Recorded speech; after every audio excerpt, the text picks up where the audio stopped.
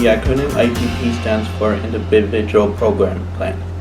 An IPP is it's a process where it's all of your goals that you want in life are on paper, and that you're going to get support to execute those goals that you want for your for the lifestyle of your choice.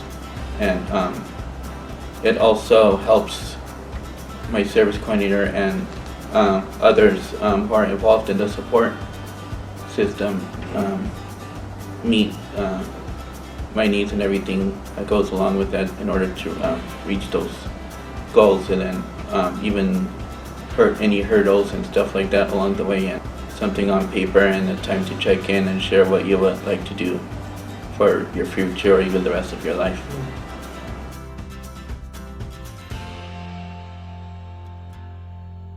For the actual annual IPP, once a year, on the birth month.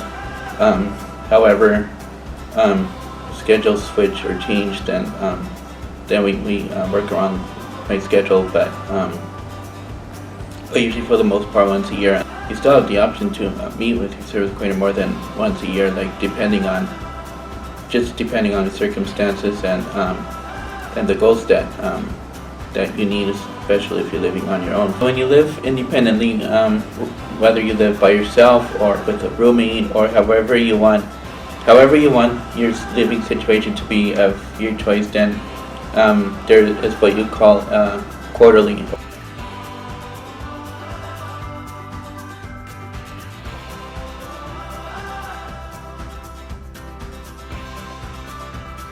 It's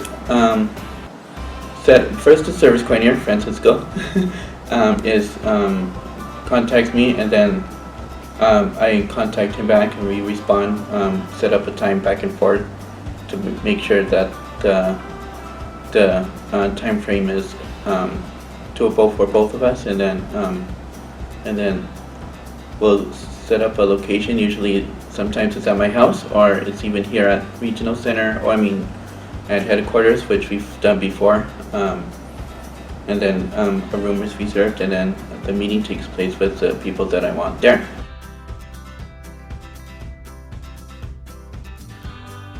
Yeah, you can meet anywhere you like, at a Starbucks, at a restaurant, or even at a community center or at a park.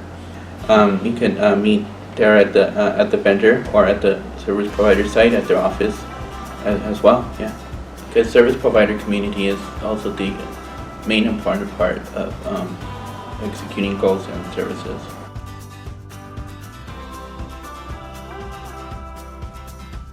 It's whoever you trust and is close to you and that knows you well enough to, and that's there for your best interest. You can have there at your meeting. It could be your best friend, and then of course your main family, like your parents. If you have like supported employment, for example, your job coaches could be there, and the employment vendor also as part of your support. In which I've actually had actual support team meetings at work. So it could be anybody. It could be anybody that you like and that you trust.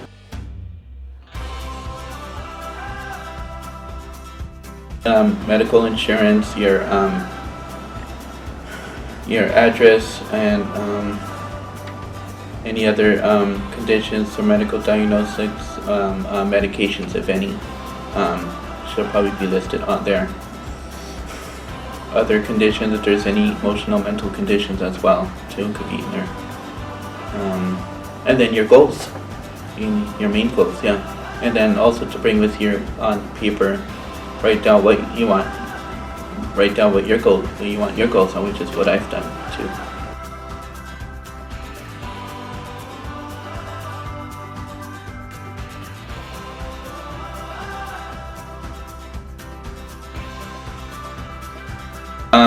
Once I'm handed the pages, I sign on the dotted line, and then I'm told that I'll have a copy sent out to me in the mail after that.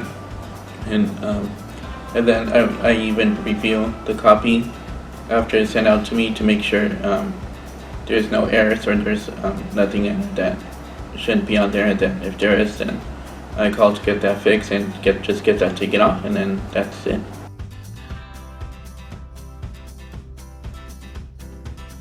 Well, I think it's important for them to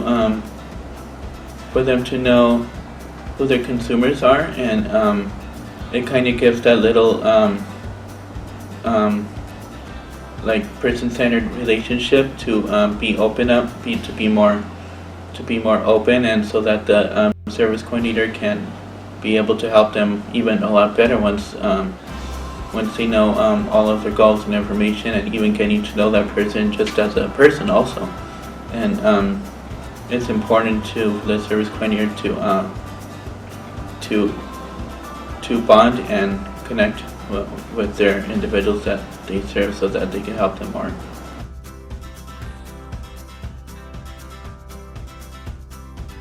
Well, if you're not concerned, then you sign it yourself, and then but then again, if you are concerned, then whoever is under your legal, which is most of the time it's your parents, then they'll be the ones to sign it, or whoever's under your care, and that's the decision maker, then they'll be the ones to sign it. But yeah, for the most part, if you're not concerned, then yeah, you sign it yourself.